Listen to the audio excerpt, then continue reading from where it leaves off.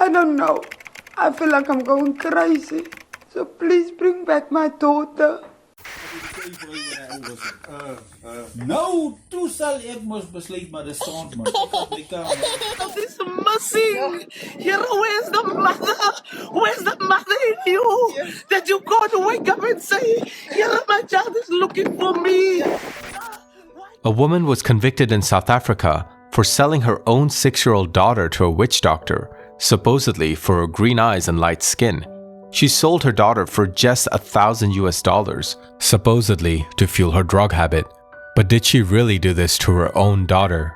I'll present everything I know, and you tell me if you think she's guilty or she was convicted on insufficient evidence. On February 19th, 2024, it all began when 6-year-old Joslin Smith was reported missing from Middelpas, a small settlement in Saldanha Bay, South Africa, which is far from an affluent area.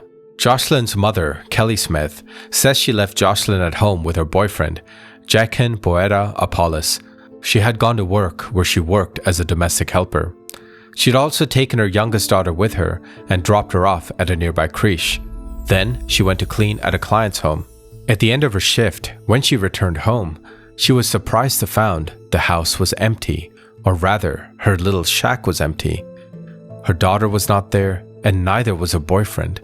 She went out and searched for the area, even reached out to a neighbor to ask for help.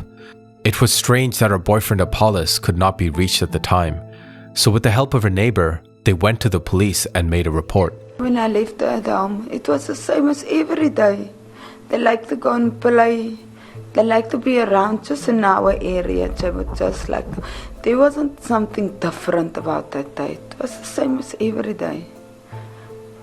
So I didn't notice something different. I didn't notice that this was something wrong. It's just when the nighttime came and I noticed that my daughter is not coming home, that I started searching for her. And around about 2:10, I called the police. It's unclear exactly what happened at the police station, but Apollos later returned to the shack and said he couldn't explain where Joshlin went. Joshlin was last seen wearing a light blue t-shirt, denim shorts, and has a birthmark on her left arm.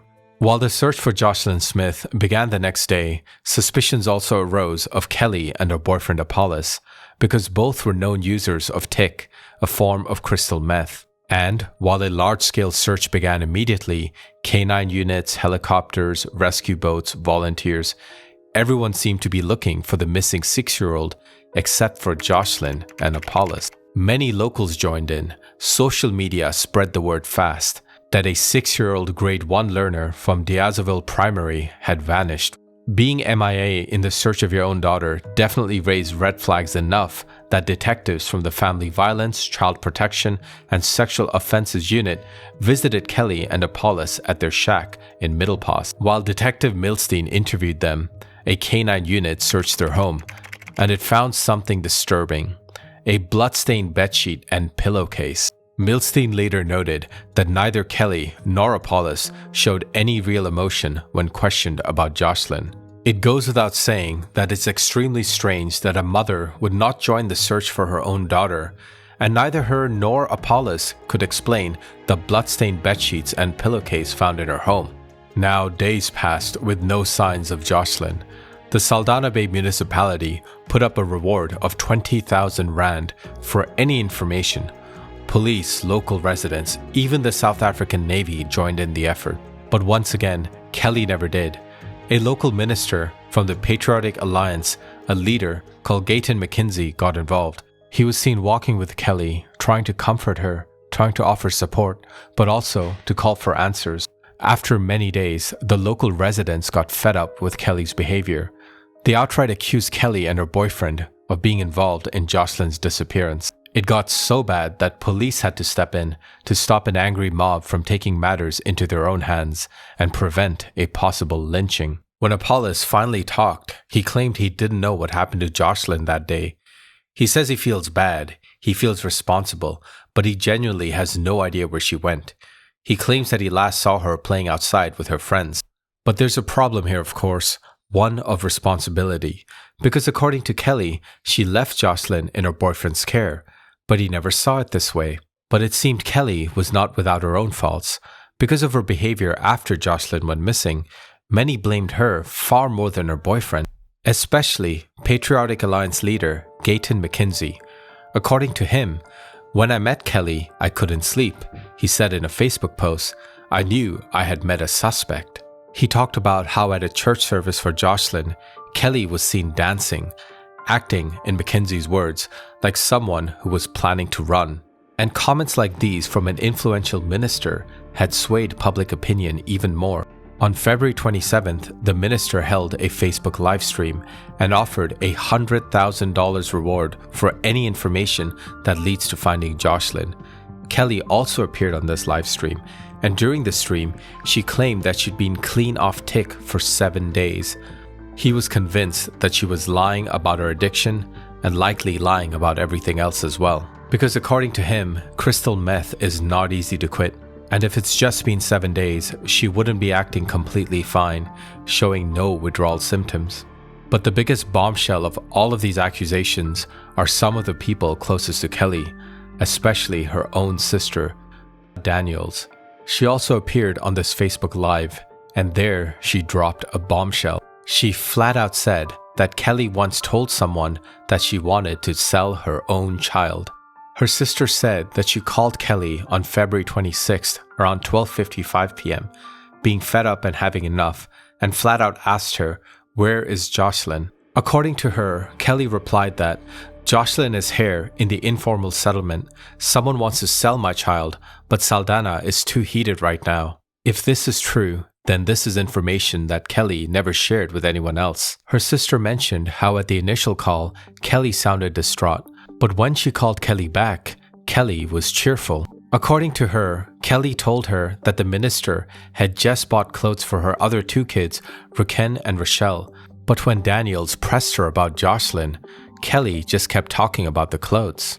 Then, even more witnesses came forward. Nico Stephen Coetzee, an evangelist from Saldanha, said he had spoken to Kelly Smiths months before Joslin disappeared, because they were from the same hometown. According to Coetzee, back in August 2023, 6 months before the disappearance, Kelly had confided in him. She flat out said that she was planning to sell all her children. According to Nico, Kelly told him early that year in 2024 that Saldanha would become like a Hollywood movie scene. People would be searching for her child, but her child would be gone because she'd sent her far away. If this is true, what kind of a mother even jokes about this, let alone thinking about it? But the saddest thing about all this is if Joslin wasn't loved by her own mother, then at least a family friend, Natasha Andrews, had been in the process of adopting Joslin due to what she described as severe neglect, poor living conditions, and of course, Kelly's drug use. Joslin often stayed with Natasha, especially on weekends and holidays, including December the previous year. Natasha even offered to list Joslin on her own insurance policy to help secure the child's future. But the adoption never happened. Both parents, Kelly and Joslin's biological father, Jose, refused to give consent. It's unclear why social workers were never involved. When Natasha heard of the news of Joslin's disappearance, she said she was completely devastated. She recalls that on the night Joslin disappeared, February 19th, Kelly actually showed up at her home late, and she was asking for photos of her daughter. A strange thing for a mom to be asking a neighbor. And after that, she recalls that Kelly only joined the search efforts once. With all these people coming forward giving their suspicions, things were not looking good for Kelly and Apollos. But the one thing going for their defense is they both took polygraph tests and both passed. But still, not everyone was convinced. Minister Gayton McKenzie chipped in. "Let me be clear, if you're high on drugs, it can interfere with the test. Your heart rate, your pulse, everything's off. A polygraph and a drug test don't mix. Everything's off. It shouldn't be taken as proof." But despite what he said in public, some people questioned how genuine was Gayton McKenzie, because it turns out he said he would have a foundation for Joslin Smith and he would donate his ministerial salary to it. But it turns out the foundation never existed. He was called out for this, for not keeping his word, especially since setting up a non-profit foundation only takes about 2 months. That is, until March 2nd, when South Africa's police minister, Pekkie Cele, arrived in Middelpas to reassure a shaken community. He committed to intensifying the search for Joslin, and he kept his word. In an open field nearby, searchers found a knife, blood-stained clothing, and a sheet. But days later, police confirmed none of the DNA matched Joslin's. Once again, people commented how neither Kelly nor Apollos joined in the search. Meanwhile, Joslin's biological father, Jose MK, traveled from Northern Cape to help search for his daughter. He said, "I didn't understand how she went missing. I think she was trafficked. She's somewhere out there."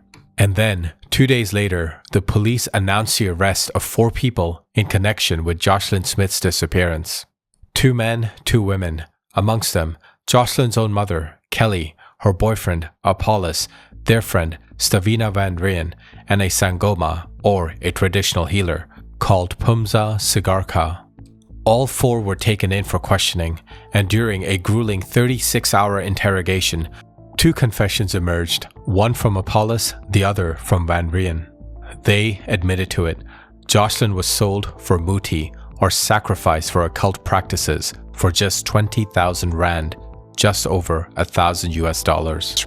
In their statements, they said it was Joslin's mom who masterminded the entire thing. She told them to take Joslin to Pumza Sigarka.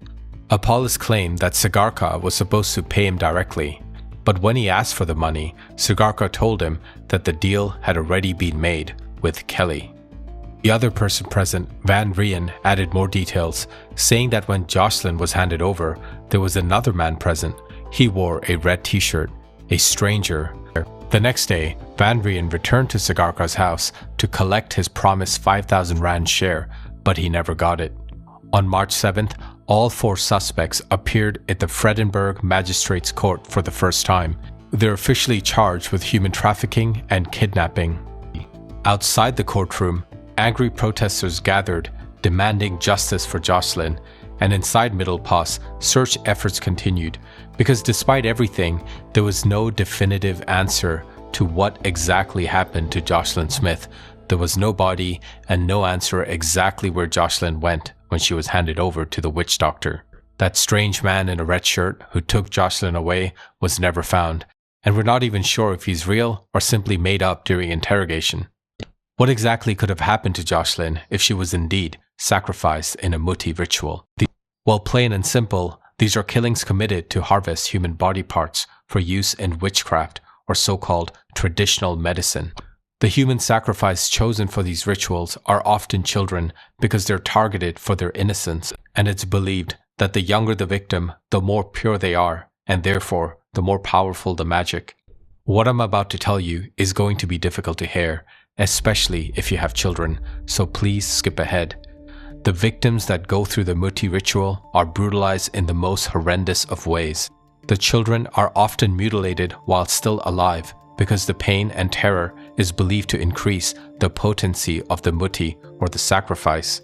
They're destroyed in the most horrendous of ways, and this is not an uncommon practice in South Africa. In 2022, 6-year-old Bonte Mishayan was found murdered and mutilated. Body parts had been removed on orders of a Sangoma. The suspects later confessed to multiple child killings for muti, with payments ranging from 20,000 rand to 45,000 rand for specific parts like wombs. A forensic psychologist, Gerald Labouchang, who has investigated over 30 muti killings, explained how these crimes usually work. There are 3 roles. First, a client looking for power, wealth, or protection. Second, the Sangoma, who prescribes the ritual. And third, the killers who carry it out. The client pays for the muti, but usually doesn't get their hands dirty, making prosecution tough. The Sangoma selects the body parts based on the client's wish. More money, a stronger business, even bulletproofing criminals.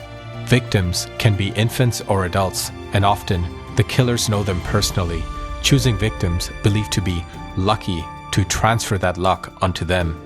Most traditional healers reject muti killings, and many traditional healers are disgusted and even reject these practices. Molongo Sazi, a practicing Sangoma, calls them what they are, money-driven crimes committed by witch doctors, not real healers. But experts like Professor Isaac Niehaus warn that the occult economy, or using dark rituals to chase prosperity, is often a result of poverty inequality in South Africa. Then, in a somewhat surprising twist, on March 13th, all charges against Sangoma Pumza Sigake are suddenly dropped. The state cited a lack of evidence, but the investigation wasn't over. A new suspect arrived, Laurentina Lombard, a neighbor of Kelly Smith, and she's taken into custody, facing the same charges of kidnapping and human trafficking. Fast forward to October 21st, days after what should have been Joslin's 7th birthday, all the accused are back in court. But this time, there's a twist. The state withdraws all charges against Laurentina Lombard. Why? Because Lombard is now officially a state witness. For the first time, the full indictment is revealed, and it's really disturbing.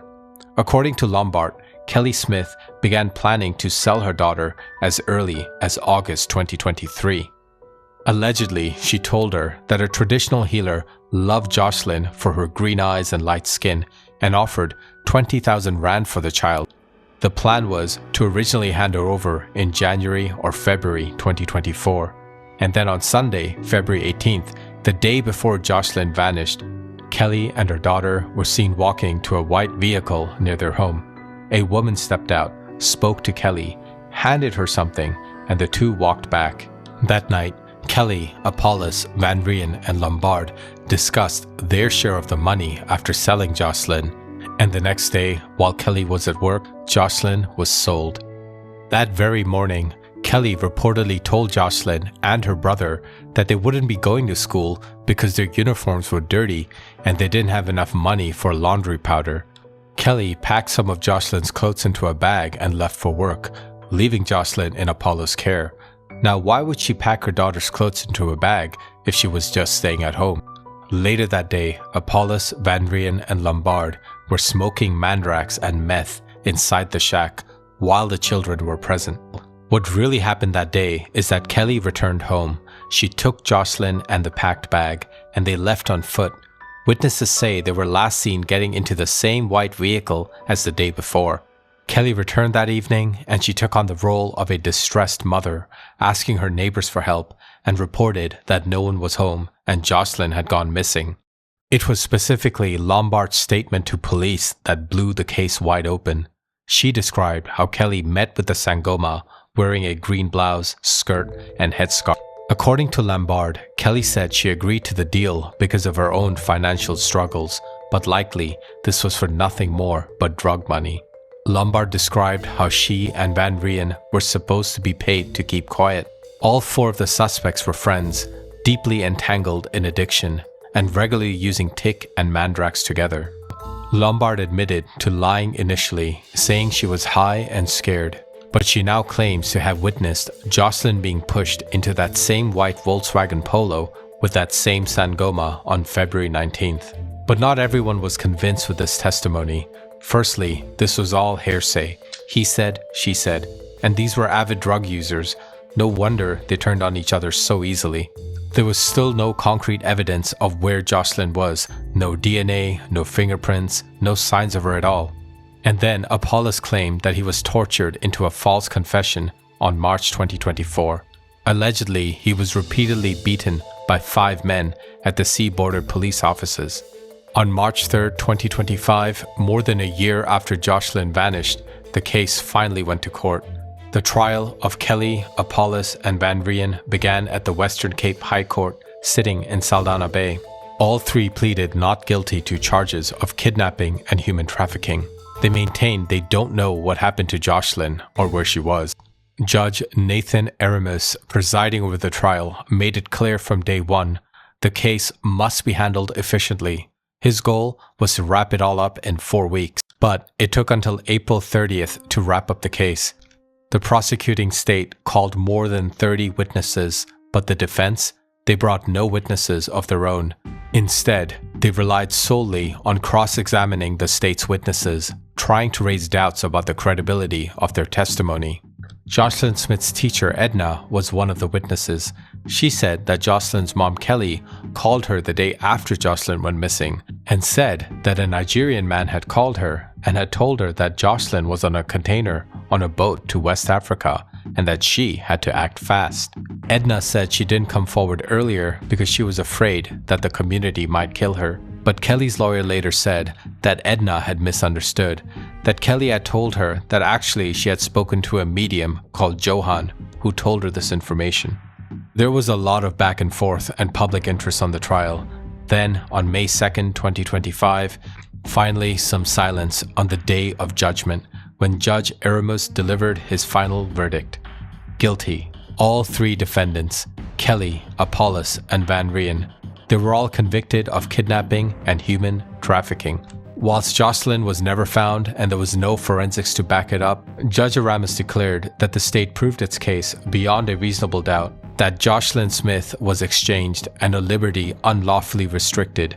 He highlighted that the case didn't need to hinge solely on Loretta Lombard's testimony. Instead, Lombard's version validated all other pieces of evidence. He also commented on how he would review Lombard's indemnity, meaning she could still face prosecution down the line, and being a state witness did not absolve her of any crime she may be involved in. The community reacted with a lot of emotion. While there were joys in court, there was also anger, and Kelly Smith's shack was burnt to the ground. Locals say it's because they wanted answers.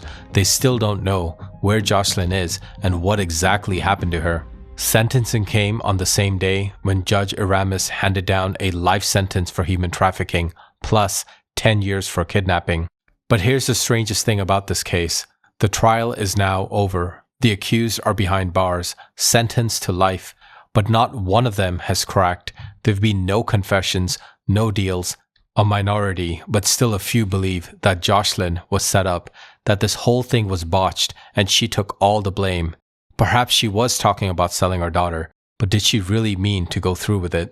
But there's one thing we can all agree on. Drugs or no drugs, her behavior after the trial is simply unforgivable for any mother with a missing daughter. In South Africa, on average, 1,700 children are reported missing on a yearly basis. While this case got a lot of media attention, think of all the others who did not. And until we find out exactly what happened to Joslin, this does not feel like justice. Thanks for listening, guys. This is Victor, and I'll see you in the next video.